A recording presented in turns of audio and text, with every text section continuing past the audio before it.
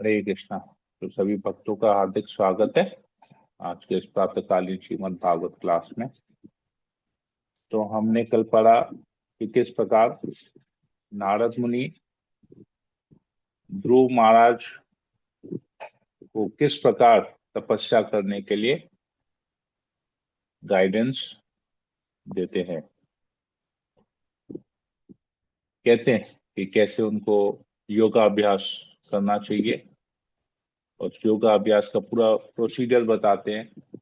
भगवान के बहुत सुंदर रूप का वर्णन करते हैं। कहते हैं इस प्रकार तुम जब योगा अभ्यास करोगे तो तुम्हें भगवान का दर्शन होगा। भगवान देखने में कैसे हैं पूरा उनका बहुत सुंदर विस्तार में डिटेल में उनके रूप का वर्णन करते हैं। श्याम रंग के हैं, चतुर्भुज रूप हैं, शंख चक्र गदा पद्म धारण किए हुए हैं, श्रीवत्स चिन्ह है, फूलों की माला पहने हुए हैं, बहुत बहुत सारे आभूषणों से अलंकृत हैं, पीत कलर का येलो कलर का ड्रेस पहने हुए हैं। तो ऐसे भगवान का वर्णन करते हैं। सुंदर मुकुट है। फिर आगे कहते हैं कि अब मैं तुम्हें एक मंत्र बताऊंगा, उस मंत्र का तुमको उच्चारण करना पड़ेगा। बेसिकली दीक्षा दे रहे हैं, अभी मंत्र प्रदान कर रहे हैं। तो पहले हम लोग मंगलाचरण कर लेते हैं, फिर हम लोग इसके बारे में आज हम लोग आगे और बढ़ेंगे। ओम ज्ञानतिमिरान्धस्य ज्ञानाञ्जना शलाकया चक्षुरुन्मीलितं येन तस्मै श्रीगुरुवे नमः। नमो विष्णुपादाय कृष्णप्रेष्ठाय भूतले श्रीमते जयप्रदाय स्वामिनिति नामिने। नमो आचार्य पादाय निताय कृपापदायने गौरकथानामोदया नगर तारिणे। नमो विष्णुपादाय कृष्णप्रेष्ठाय भूतले श्रीमते भक्तिवेदांत स्वामिनिति नामिने। नमस्ते सरस्वती देवे गौरवाणी प्रचारिणे निर्विशेष शून्यवादी पाश्चात्य देश धारिणे। हे कृष्णा करुणा सिंधु दीनबंधु जगतपते गोपेश गोपिका कांत राधा कांत नमस्ते। तप्त कांचन गौरांगी राधे वृंदावनेश्वरी पुष्पानुसुते देवी प्रणमामि हरिप्रिये। वाञ्छा कल्पतरुभ्यश्च कृपा सिन्धुभ्येव च पतितानां पावनेभ्यो वैष्णवेभ्यो नमो नमः। जय श्री कृष्ण चैतन्य प्रभु नित्यानंद श्री अद्वैत गदाधर शिवसादि गौर भक्तवृंद। हरे कृष्णा कृष्ण कृष्ण हरे हरे हरे राम राम राम हरे हरे। मंगलाचरण की जय। ओम नमो भगवते वासुदेवाय। ओम नमो भगवते वासुदेवाय। ओम नमो भगवते वासुदेवाय। श्रीमद् भागवतम नवम स्कंद, चौथा स्कंद, नवा अध्याय, श्लोक नंबर 54।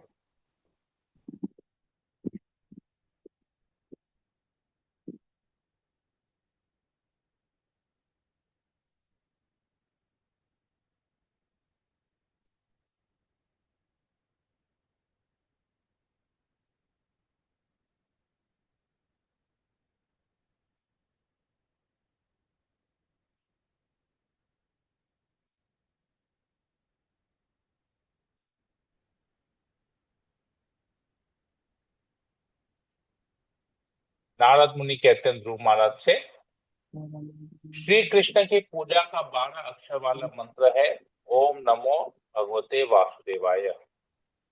ईश्वर का विग्रह स्थापित करके उसके समक्ष मंत्रोच्चार करते हुए प्रामाणिक विधि विधानों सहित मनुष्य को फूल फल तथा अन्य खाद्य सामग्रियां अर्पित करनी चाहिए, किंतु यह सब देश काल तथा साथ ही सुविधाओं एवं असुविधाओं का ध्यान रखते हुए करना चाहिए। तात्पर्य में प्रभुपाद जी लिखते हैं, ओम नमो भगवते वासुदेवाय का द्वादश अक्षर मंत्र कहा जाता है। यह मंत्र वैष्णव भक्तों द्वारा जप किया जाता है और यह प्रणव अर्थात ओमकार से प्रारंभ होता है। ऐसा आदेश है कि जो ब्राह्मण नहीं है वे इस प्रणव मंत्र का उच्चारण नहीं कर सकते। किंतु ध्रुव महाराज तो जन्मजात क्षत्रिय थे। उन्होंने नारद मुनि के समक्ष तुरंत स्वीकार किया कि क्षत्रिय होने के कारण वे नारद के त्याग तथा मन संतुलन के उपदेश को स्वीकार नहीं कर सकते, क्योंकि ये तो ब्राह्मण के लिए है।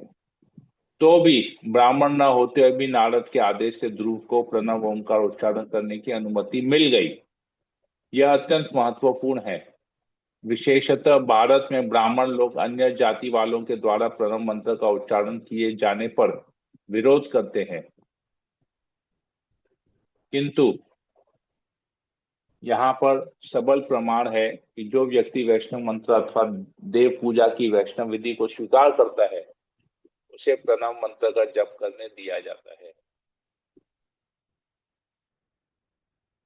तो यहाँ पर हम देखते हैं कि ये जो मंत्र है ये ब्राह्मणों द्वारा, विशेषकर जो भी मंत्र ओम से स्टार्ट होता है प्रणव से, तो उसे ब्राह्मणों द्वारा ही जपना चाहिए। ब्राह्मण का क्वालिफिकेशन होना चाहिए। लेकिन इस केस में हम देखते हैं कि नारद मुनि ने ये दिया ध्रुव महाराज को, क्योंकि उनकी वैसी योग्यता थी। हालांकि वो क्षत्रिय कुल में जन्म लिए हैं फिर भी। तो भगवत गीता में भगवान स्वयं स्वीकार करते हैं कि चाहे जो कोई हो, भले ही वह निम्न योनि का हो, यदि वह ठीक से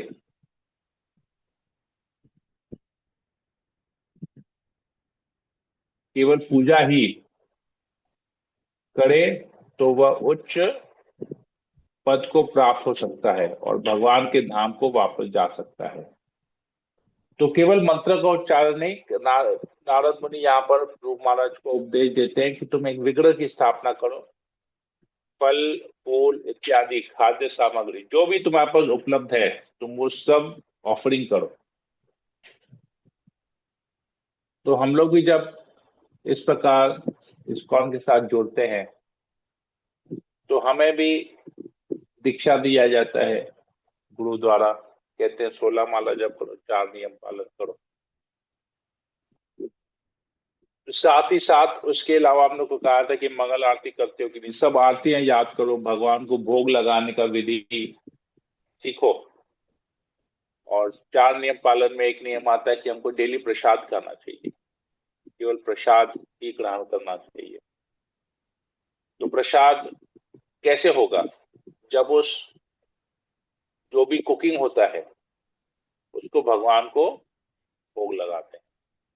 तो यहाँ पर आ गया है, नारद मुनि कह रहे हैं कि भगवान को खाद्य सामग्री अर्पित करो, देश काल पात्र अनुसार जो भी उस समय हमारे लिए उपलब्ध है हमारे साथ सामने, उसको भगवान को ऑफरिंग करना चाहिए। फिर फूल कहते हैं, तो डेली हम मंगल आरती करते हैं अपने घर पे या मंदिर में अटेंड करते हैं, तो उसमें भगवान को फूल ऑफर किया जाता है। धूप दीप पुष्प ये सब ऑफरिंग किया जाता है। तो अगर कोई कहता है कि आप लोग विग्रह की पूजा करते हैं सब बेकार है, ये है वो है, तो यहाँ पर हम देख सकते हैं यहाँ पर डायरेक्ट इंस्ट्रक्शन है, भागवतम में डायरेक्ट इंस्ट्रक्शन है नारद मुनि का ध्रुव महाराज को किस प्रकार भगवान की सेवा करनी है, विग्रह स्थापित करना है, ये सब ऑफरिंग्स करना है, साथ ही साथ मंत्र भी जप करना है। तो ये मंत्र जप करना, भगवान को प्राप्त करने के लिए भगवान के विग्रह की सेवा करना, मंत्र जप करना, ये अभी का नहीं है, इस्कॉन द्वारा बनाया हुआ नहीं है। ये कई हजार वर्ष पहले नारद मुनि ने ध्रुव महाराज को ये इंस्ट्रक्शंस दिए थे कि विग्रह की सेवा करनी है और मंत्र का उच्चारण करना है, मंत्र जप करना है। तो उस समय मंत्र अलग था क्योंकि वो युग अलग था, समय अनुसार सब कुछ अलग था। अभी कलयुग है तो मंत्र कलयुग के लिए अलग है। तो ये यहाँ पर हम इसके बारे में पढ़ रहे हैं। तो ये हमारे लिए भी शिक्षा है ना। आप ध्रुव महाराज को उपदेश जो दे रहे हैं वो तो हमारे लिए भी शिक्षा है। प्रभुपाद जी यहाँ लिखते हैं, मनुष्य को न केवल नारद जैसे प्रामाणिक गुरु या परंपरा से उनके प्रतिनिधि द्वारा मंत्र ग्रहण करना चाहिए, वरना मंत्र का जप भी करना चाहिए।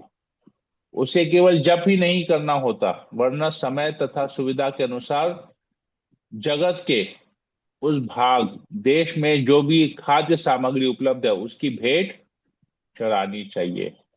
तो ये जो मंत्र है ये एक प्रामाणिक गुरु से मिलना चाहिए, वो गुरु उस परंपरा में होना चाहिए।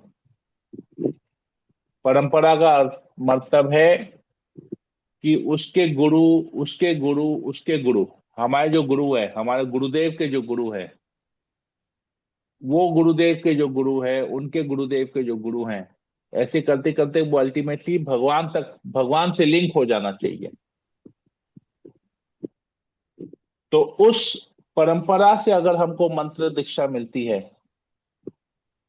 तो वो प्रामाणिक है, वो ऑथेंटिक है, वो काम भी करेगा। और अगर तथाकथित कोई व्यक्ति ऑल ऑफ अ सडन अपने आप को गुरु बता देता कि मैं गुरु हूं, बहुत अच्छा जो प्रवचन देता है, और लोग उसे गुरु बना देते हैं, लोग उसकी इतनी रिस्पेक्ट करते हैं, इतना सम्मान देते हैं कि वो खुद भी अपने आप को गुरु समझता है।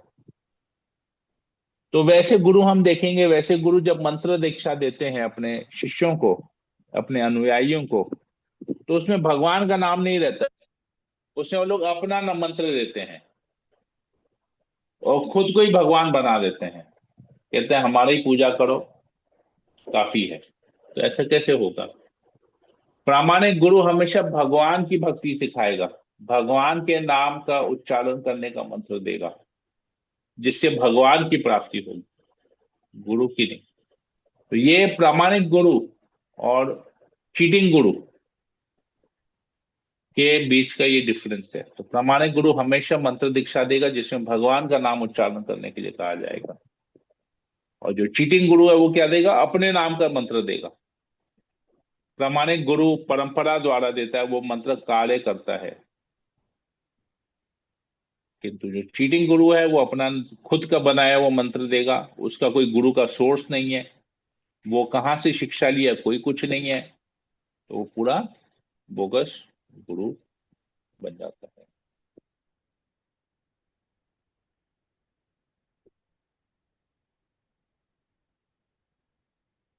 आगे लिखते हैं प्रभुपाद जी, पूजा की विधि जिसमें ही मंत्र का जप तथा भगवान का स्वरूप विग्रह तैयार किया जाता है, घिसी पिटी नहीं है और न ही सर्वत्र एक समान है।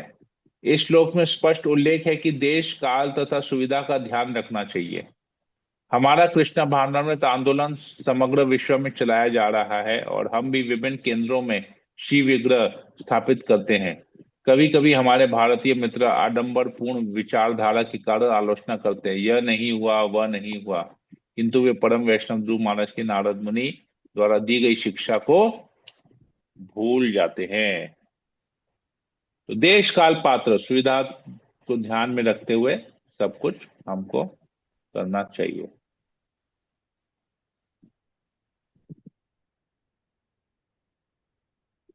अगला श्लोक, भगवान की पूजा शुद्ध जल, शुद्ध पुष्पमाला, फल, फूल तथा जंगल में उपलब्ध वनस्पतियों या ताजे उगे हुए दूर्वा दल एकत्र करके, फूलों की कलियों अथवा वृक्षों की छाल से, या संभव हो तो भगवान को अत्यंत प्रिय तुलसी दल अर्पित करते हुए करनी चाहिए। तो पुष्प, फूल, फल, ये सब भगवान को ऑफर करना चाहिए, तुलसी भी ऑफर करना चाहिए। तो भगवत गीता में एक श्लोक आता है कि भगवान को क्या क्या ऑफरिंग करना चाहिए, भगवान स्वयं वो श्लोक को बोलते हैं। तो किसी को याद है पत्रम वो पुष्पम श्लोक? फलम तोयम ये मे भक्त्या प्रणश्यति। Yes, very good. पत्रम पुष्पम फलम तोयम ये में भक्त्या प्रयच्छति, मद अर्पम भक्त्या उपहृतम अस्नामि प्रयत आत्मना। भगवान कहते हैं यदि कोई भक्ति भाव से मुझे पत्र, तुलसी पत्ता, पुष्प, फूल, फल और तोयम जल, ये चार चीज अगर मुझे डेली कोई ऑफरिंग करता है, वो भी भक्ति से, अस्नामी, मैं उसे स्वीकार करता हूं, मैं उसे खाता हूं, स्वीकार करता हूं। क्यों? क्योंकि उसने मुझे भक्ति के भाव से ऑफरिंग किया है। तो कृष्ण भावग्राही जनार्दन है। हम क्या ऑफरिंग कर रहे हैं वो उनको मतलब नहीं है। हम किस मूड से, किस भाव से भगवान को ऑफर करते हैं, भगवान को चीजें अर्पित करते हैं, भगवान वो मूड को देखते हैं। तो हो सकता है कभी ऐसा हो हमारे जीवन में, कभी एक ऐसे ऐसा कभी हो कि हमारा आज मन नहीं है भगवान की सेवा करने का, भगवान को कुछ भोग लगाने का, फिर भी हम भोग लगाते हैं, जैसे तैसे भोग लगाते थे, जैसे तैसे टूटे फूटे मंत्रों का उच्चारण करते हैं। क्यों? क्योंकि एक आदत सी हो गई है।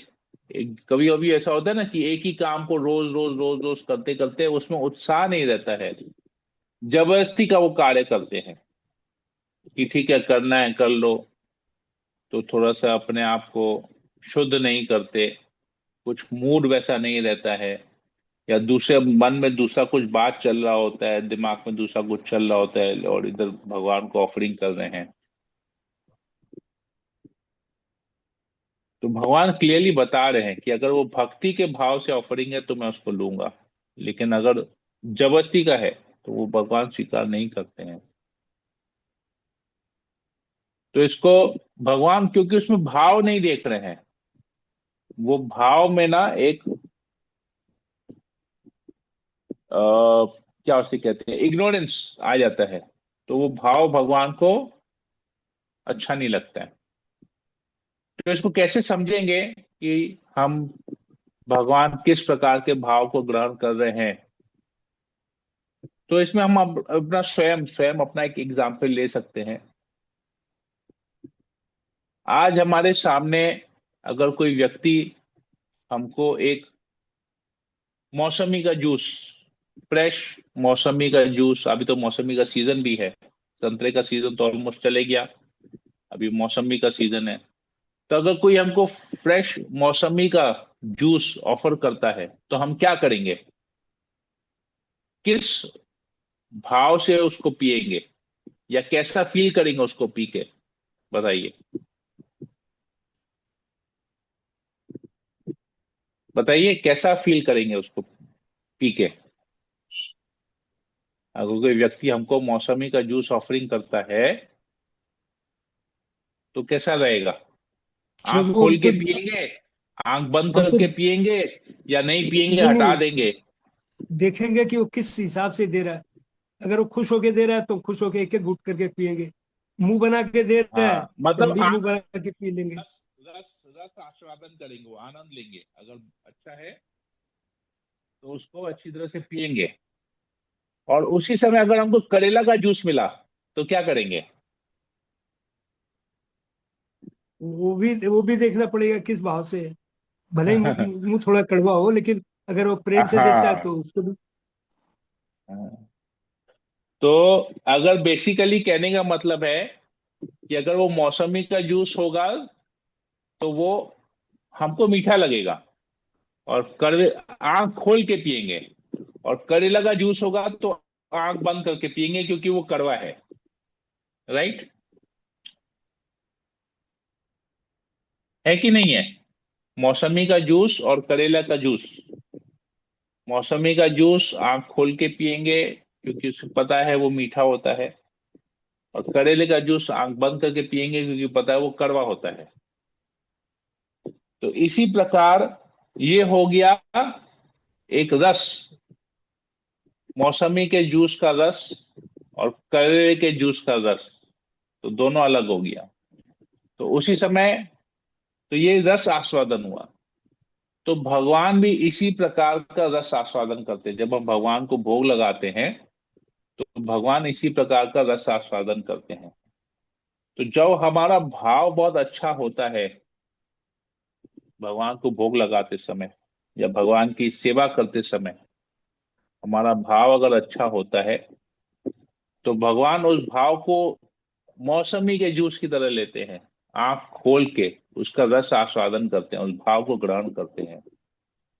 तो जब आंख खोल के भगवान उस भाव को ग्रहण करते हैं तो भगवान की कृपा दृष्टि हम पर पड़ती है। और उसी समय जब हमारा भाव नहीं होता है, हमारा वैसा इच्छा नहीं होती है, भाव नहीं होता है, तो भगवान उसी सेवा को ग्रहण तो करते हैं लेकिन आंख बंद करके करेले के जूस के समान ग्रहण करते हैं। तो जब भगवान आंख बंद कर लिए तो क्या भगवान की कृपा दृष्टि हमको मिली? नहीं मिली। तो इसलिए कहते हैं कृष्ण जो है वो भावग्राही जनार्दन है। हम जिस भाव से भगवान को, भगवान की सेवा करते हैं, भगवान को चीजें अर्पित करते हैं, तो भगवान उसी भाव से उसको स्वीकार करते हैं और उसी प्रकार हम हमारे ऊपर अपनी कृपा दृष्टि बरसाते हैं। अब वो भाव मौसमी के जूस पिलाने वाला भाव है कि करेला के जूस पिलाने वाला भाव है, वो हमको थोड़ा सा ध्यान रखना पड़ेगा। तो यही बात यहाँ पर हम समझे। तो नारद मुनि भी वही बता रहे हैं। तो ये सब करेंगे, पत्रम पुष्पम फलम तोयम यो में भक्त्या प्रयच्छति मदर्पम भक्त्योपरितम अस्नामि प्रयतात्मना।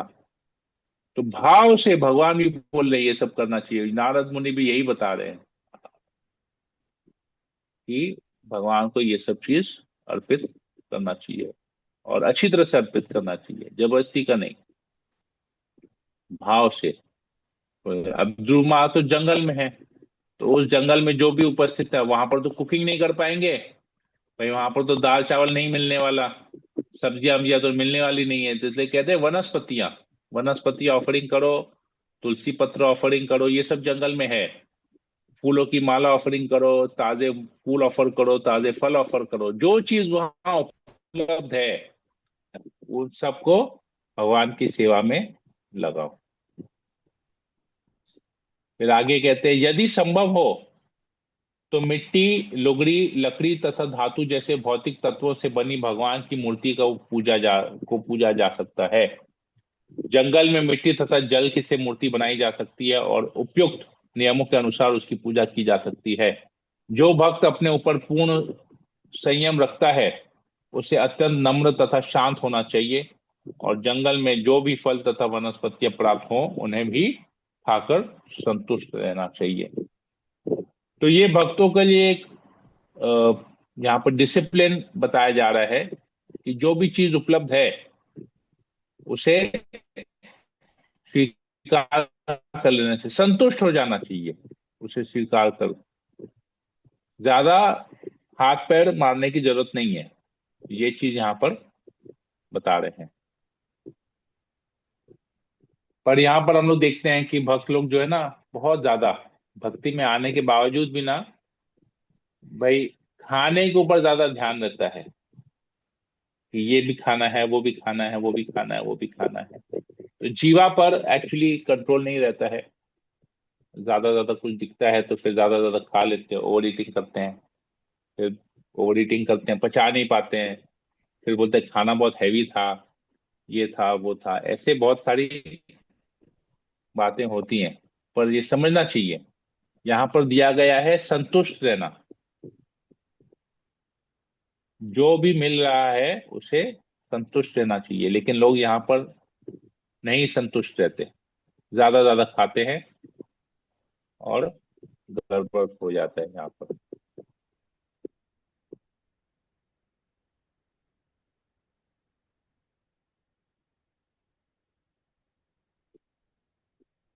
ओके, तो समय हो गया है, यहीं पर ही रखते हैं। किसी को कोई प्रश्न हो पूछ सकते हैं, कुछ बोलना हो बोल सकते हैं।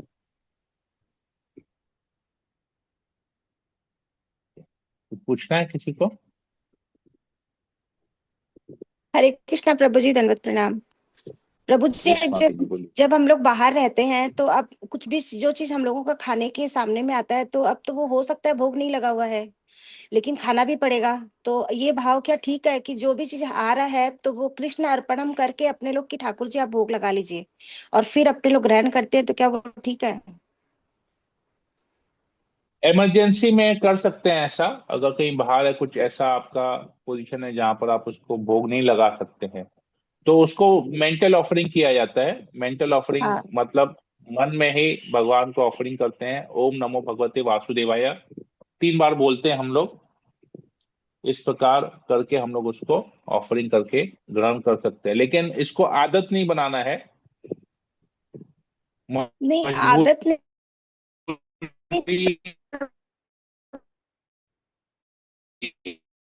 में कर हाँ। सकते हैं, आदत नहीं बनाना है इसको। तो ना, कुक फूड बाहर का नहीं खाना चाहिए।